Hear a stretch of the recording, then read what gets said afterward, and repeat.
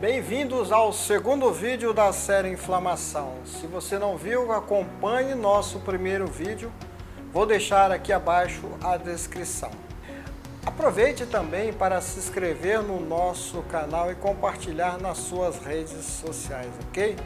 Então, como as instituições ligadas à saúde enxergam a questão da inflamação no nosso corpo?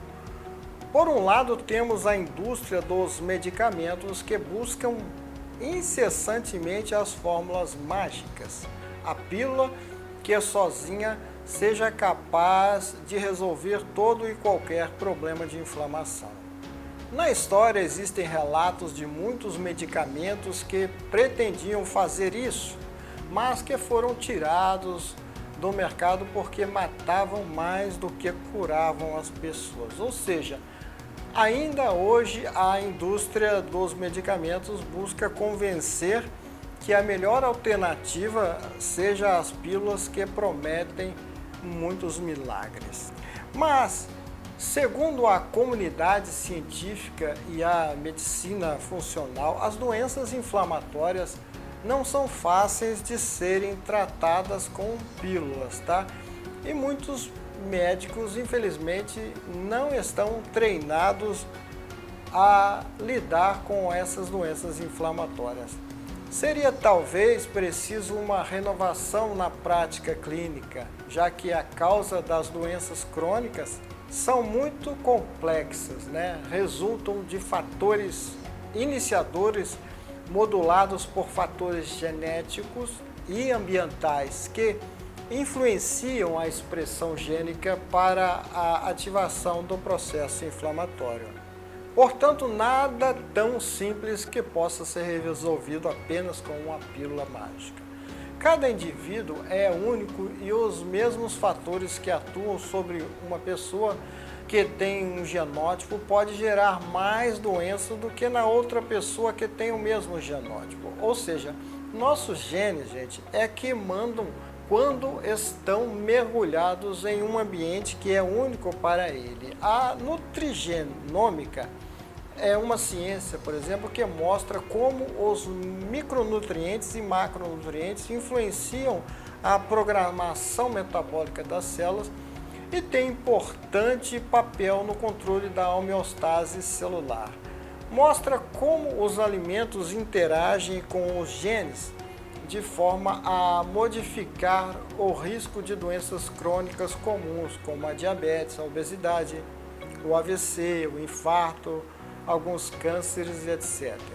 Um artigo mostrou que a variação genética humana determina as necessidades nutricionais de cada um. Sendo assim, não existe uma tabela padrão que sirva para todas as pessoas. As escolhas de alimentos e hábitos de vida é que determinam nossas doenças, porque assim ativamos os genes que fazem desenvolver ou não essas doenças, tá?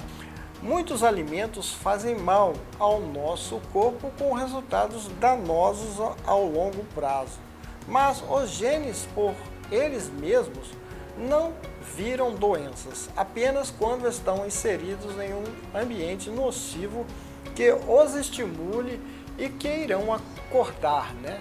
Cada um é bioquimicamente único, por isso não devemos tratar a doença, mas a pessoa que tem essa doença.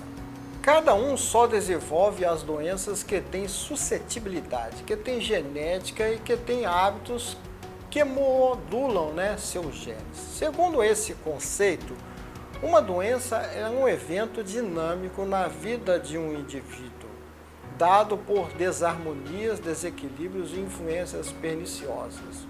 O objetivo do diagnóstico não é apenas identificar a doença que não tem vida própria, mas caracterizar as desarmonias de cada caso de forma a serem corrigidos seus problemas. No modelo da nutrição funcional, para identificar um processo inflamatório, precisamos ver antes os antecedentes da pessoa, que é a sua individualidade genética e a sua individualidade bioquímica, que que se baseia na história de cada um. Como é sua alimentação? O consumo de açúcares simples, a exposição à pessoa ao alergênico, ao ambiente, o excesso de ômega 6, com a falta de ômega 3, a falta de fitoquímicos e antioxidantes, a deficiência de vitamina D e outros elementos. E ainda o histórico de doenças familiares.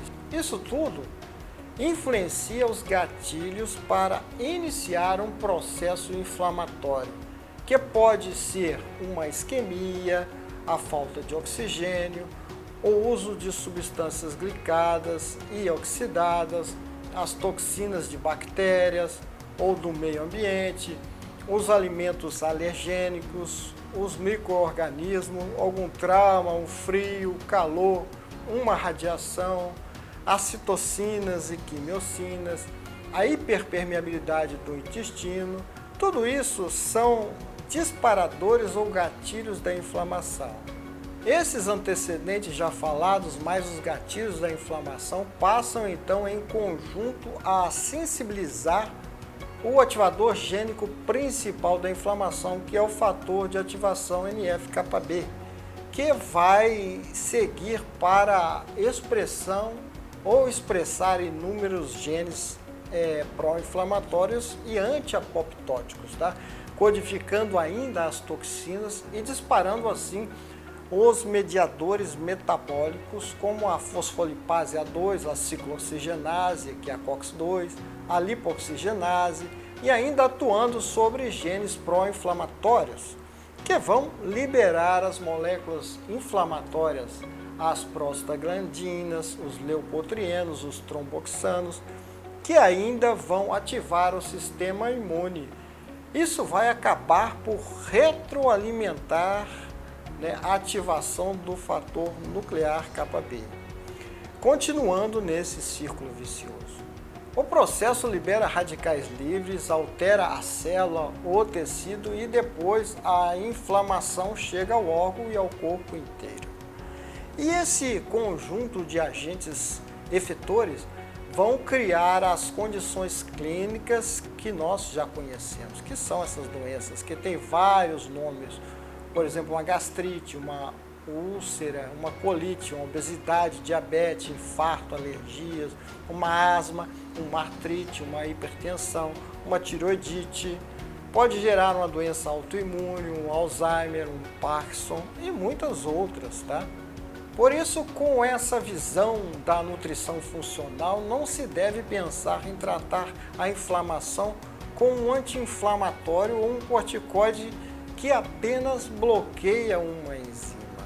É preciso remover os gatilhos da inflamação que causam o real efeito e depois não devemos ingerir o substrato para a inflamação, como por exemplo o ácido araquidônico, que é encontrado nos óleos vegetais, aquelas gorduras trans hidrogenadas que nós conhecemos.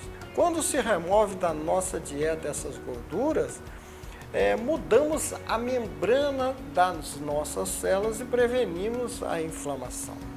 Mas não é só isso, tem muito mais coisas que vou deixar para o próximo vídeo, onde quero detalhar quais são os principais gatilhos ou disparadores do processo inflamatório. Não perca, tá?